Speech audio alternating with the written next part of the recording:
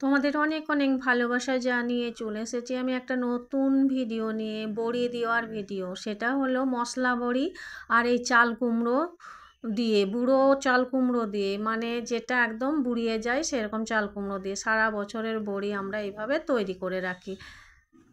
তো এখন কথা হচ্ছে এই চাল কুমড়ো দিয়ে আবার বড়ি কিভাবে হয়। তো চলো রেসিপিটা চটপট দেখে নাও। দেখো এইভাবে পুরো খোসা ছাড়িয়ে বীজ ছাড়িয়ে টুকরো টুকরো করে কেটে নিয়েছি।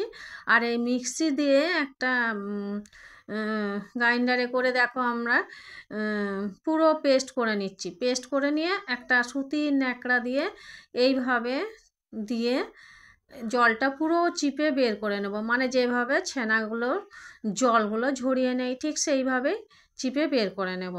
তো এইভাবে হয়ে গেল পুরো, মানে চাল কুমড়োটা এইভাবেই আমরা জল চিপে বের করে নিচ্ছি।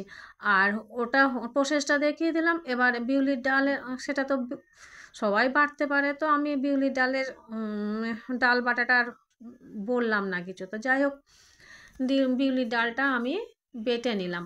বেটে নিয়ে দেখো আমি একটা পাত্রের মধ্যে আঁচড়ে নিচ্ছি। তো আঁচড়ে নিলাম। আর এই আঁচড়ে নেওয়া হয়ে গেল। এরপর দেখো সেই বেটে রাখা চাল কুমড়োটা আর এই কলাইয়ের ডালটা একসাথে মিশিয়ে নিচ্ছি, ভালো করে ফেটিয়ে নিচ্ছি খুব সুন্দর করে। দেখো তারপর এইভাবে একে একে ঠিক এইরকম করে নেটের মধ্যে বসিয়ে দিচ্ছি। নেটের মধ্যে বসালে কি হয় জানো তো বন্ধুরা, দুই সাইড থেকে হাওয়াটা পাওয়া যায় সুন্দরভাবে, তাড়াতাড়ি শুকিয়ে যায়, মানে এক রোদেই শুকিয়ে যায়। নেটের মধ্যে লেগে যাওয়ার কোনো চান্স থাকে না, খুব সুন্দর করে নিচের দিকটাও শুকিয়ে যায়, হাওয়াটা পায় কন্টিনিউ। তো এইভাবে দেখো আমি একে একে বসিয়ে নিচ্ছি। মশলা হিসাবে দিয়ে নিচ্ছে দেখো মৌরি, আর এই দেখো মৌরি দেখিয়ে দিলাম, আর এটা হলো চন্দনী। চন্দনী আর আদা লঙ্কা বাটা দিই আর একটু হিং দিই। তো ওগুলো আমার আগে দিয়ে নিয়েছিলাম, মানে দেখিয়ে দিতে ভুলে গিয়েছি। তো হিং আর আদা লঙ্কা বাটাও দিয়ে দেবে সঙ্গে। এইগুলো দিলে পরে মানে এত সুন্দর টেস্ট হয় বড়ির, কি বলবো, একবার খেলে মনে হবে বারে বারে খাই।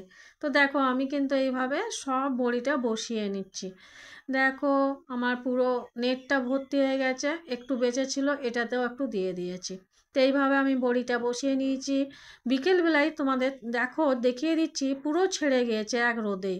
আর এই দেখো একদম নেটটা ফাঁকা, একটা তোমাদের ছাড়িয়ে দেখিয়ে দিচ্ছি কি সুন্দর, দেখো দুই সাইডটা শুকিয়ে এসছে, মানে বড়ি কমপ্লিট। আমার বড়ির রেসিপিটা তোমাদের কেমন লাগলো অবশ্যই কমেন্ট করে জানাবে।